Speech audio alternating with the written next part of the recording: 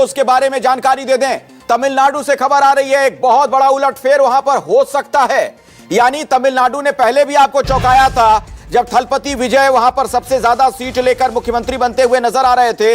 और अब एक बड़ी जानकारी यह कि टीएमके, डीएमके और एआईएडीएमके में बातचीत की खबर है। यानी ये दोनों धड़े एक साथ आ सकते हैं सरकार गठन करने के लिए। वो डीएमके और एआईएडीएमके जो एक दूसरे के खिलाफ चुनाव लड़ते रहे, एक दूसरे के धुर विरोधी रहे, वो टीवीके को रोकने के लिए साथ आ सकते हैं। यानी तमिलनाडु एक बार फिर से आपको चौंकाने जा रहा है। अभी की यह बहुत बड़ी खबर है। और क्या क्या विकल्प हो सकता है जरा वो आप समझिए। विजय की सरकार बनने वाला जो विकल्प है वो पहले आप देख लीजिए। टीवीके 108, कांग्रेस 5, सीपीआई 2, सीपीआईएम 2 और वीसीके 2, यानी आंकड़ा पहुंच जाता है 119 तक। ये जो मैजिकल फिगर है 118 उससे एक ज्यादा। ये पहला विकल्प है। एक और विकल्प आप देखिए आपके सामने जो है, इसमें डीएमके के पास 59 सीटें और कांग्रेस के 5, इसमें अगर आप जोड़ दें तो वीसीके को साथ लेकर 2, लेफ्ट के 4 और एआईएडीएमके के 47 और पीएमके के 4 जोड़कर यह आंकड़ा पहुंच गया 121 तक। यानी बहुमत का जो आंकड़ा है उसे बहुत आसानी से पार कर लिया गया। तो क्या यह हो सकता है, यानी थलपति विजय क्या चूक जाएंगे? मेरे सहयोगी संजीव त्रिवेदी इस वक्त न्यूज रूम से हमारे साथ जुड़ गए। सीधे उन्हीं के पास मैं आपको लिए चलता हूं। देखिए, कहा तो यह जाता है संजीव की राजनीति संभावनाओं का खेल है, लेकिन तमिलनाडु में तो कई तरह की संभावनाएं अब दिखने लग गई हैं।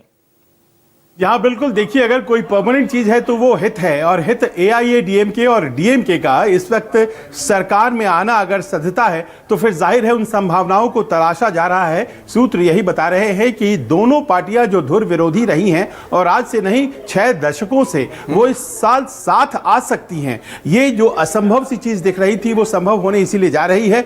ये एक नए फोर्स ने जन्म ले लिया है तमिलनाडु की राजनीति में विजय के तौर पर। और विजय अगर सरकार बना लेते हैं तो फिर ये दोनों की जड़ों को कमजोर करने वाला ऐसा विकल्प होगा जो डीएमके और एआईएडीएमके दोनों नहीं चाहते हैं। और ऐसे में एआईएडीएमके जो कि लगातार पिछले कई सालों से सत्ता से बेदखल है, चाहे वो साल 2019 के लोकसभा चुनाव हो, 2021 के विधानसभा चुनाव हो, 2024 के लोकसभा और फिर 2026 का अब जो विधानसभा चुनाव है, लगातार स्ट्रिंग ऑफ डिफीट्स कही जा सकती है एआईएडीएमके के लिए। और वहीं डीएमके जो अभी अभी सत्ता से बाहर आई है, ऐसे में लग ये रहा है कि दोनों अपने अपने मतभेद को भुलाकर साथ आने नहीं, लेकिन संजीव एक बात जरा बताइए आपके अनुभव के आधार पर, डीएमके के साथ कांग्रेस, एआईएडीएमके के साथ बीजेपी, ये कैसे कहेंगे कि हम साथ साथ हैं?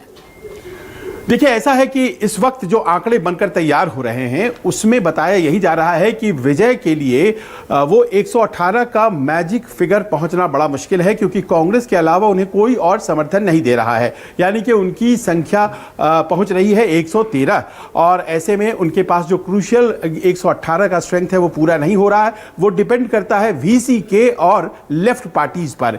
वीसीके और लेफ्ट पार्टी इन दोनों ने अभी तक यही दर्शाया है कि वो डीएमके के साथ हैं, उन्होंने साथ चुनाव लड़ा है और वो उनको छोड़ करके नहीं जाएंगे। यानी कि वो डीएमके प्लस जो है वो डीएमके प्लस ही रहेगा, वो छोड़ने के लिए तैयार नहीं है। एआईएडीएमके वाले और डीएमके वाले अगर मिलना शुरू कर चुके हैं और संभावनाएं तलाश रहे हैं तो एक नई चीज सामने आ रही है। इसी बीच गवर्नर साहब से जब मुलाकात करने पहुंचे विजय, तो कायदे से यह हो सकता था कि सिंगल लार्जेस्ट पार्टी के तौर पर विजय को बुलाया जा सकता था सरकार बुलाने के लिए, और बाद में एक माइनॉरिटी गवर्नमेंट अपना बहुमत सिद्ध करती। लेकिन ऐसा गवर्नर साहब ने नहीं किया। गवर्नर राजेंद्र आर्लेकर ने कहा कि आप 118 का आंकड़ा हमें बताइए, यानी कि उन्हें भी इस बात का कहीं ना कहीं शक है। और आर्टिकल 164 क्लॉज 1 ये कहता है कि जब हंग असेंबली की स्थिति हो तो गवर्नर अपने विवेक का इस्तेमाल करते हैं। तो क्या गवर्नर ने अपने विवेक का इस्तेमाल करना शुरू कर दिया है? इस बात को लेकर अटकलें बहुत तेज हो गई हैं। संजीव, अब ये देखिए, वैसे जनादेश की बात की जाए, आप सही कह रहे हैं, किसी को स्पष्ट बहुमत नहीं है, लेकिन ऐसा लगता है कि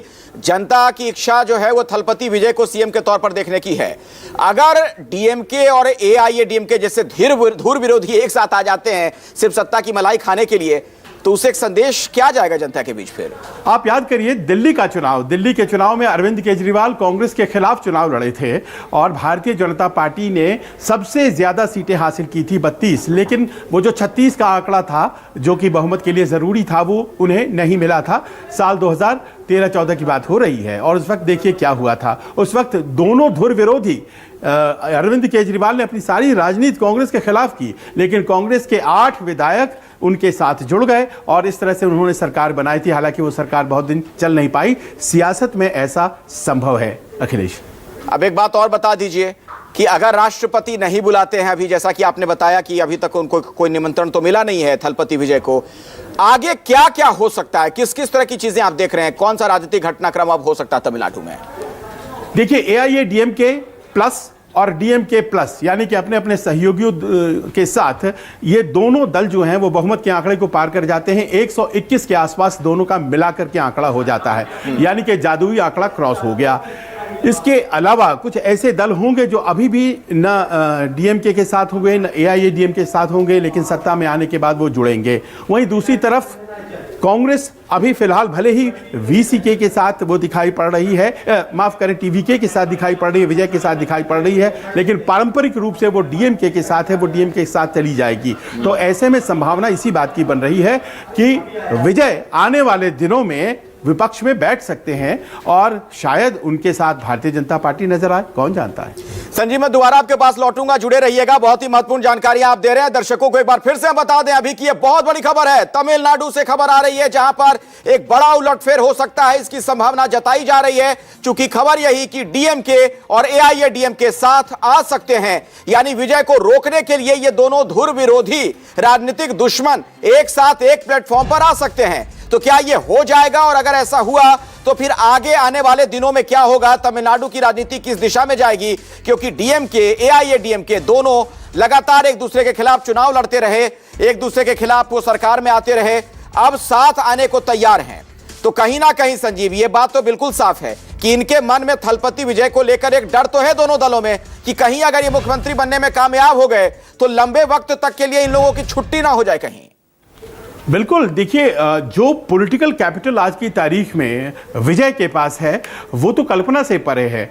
किसी ने सोचा नहीं था कि वो बहुमत के इतने करीब पहुंच जाएंगे और संभवतः ये एक मौका था जो कि कांग्रेस के पास था। ये मौका था क्योंकि वो चाहते थे कि गठबंधन हो जाए और कांग्रेस की तरफ से भी बहुत स्टेप्स बढ़ाए गए थे, बाद में जो पीछे खींच लिए गए थे।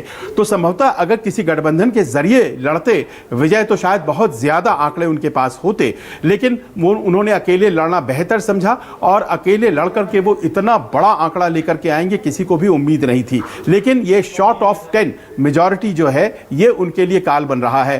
कांग्रेस ने उन्हें समर्थन दिया, राहुल गांधी ने उनसे बात की। कांग्रेस के समर्थन से सब कुछ नहीं हो रहा है। आज की तारीख में कांग्रेस को छोड़ करके विजय के साथ खड़े होने के लिए कोई तैयार नहीं है। और मैं इसमें नाम लेना चाहूंगा उन पार्टियों का जो कि डीएमके के साथ हैं, उन पार्टियों का जो एआईएडीएमके के साथ हैं, और सब मिलकर चाहते हैं कि विजय को बाहर रखा जाए। अगर बाहर रखना है तो एक ही विकल्प बचता है, एआईएडीएमके और डीएमके दोनों साथ आ जाए। एआईएडीएमके को कोई दिक्कत नहीं है। और डीएम के लिए अच्छी बात क्या होने जा रही है? डीएमके के लिए अच्छी बात यह होने जा रही है कि अगर वो इस बार भी सरकार में आ जाते हैं तो स्टालिन के बेटे उदयनिधि स्टालिन के लिए मुख्यमंत्री बनने का रास्ता प्रशस्त हो जाएगा। तो वो एक युवा नेता के तौर पर जो विजय आने वाले थे। धन्यवाद संजीव इस विश्लेषण के लिए आपका। और अब हम खबरों में आगे बढ़ें उससे पहले अभी की हेडलाइन